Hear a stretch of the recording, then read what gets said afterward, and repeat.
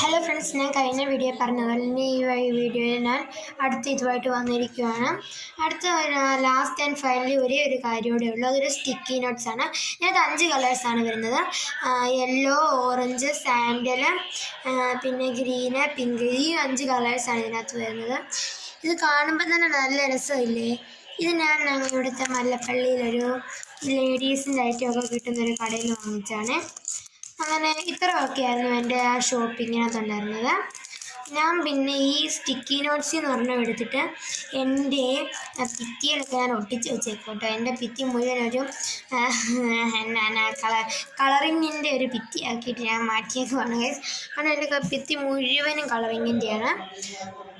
Okay, ഞാൻ ഒട്ടിച്ച 2 എണ്ണം കാണിച്ചു തരാം.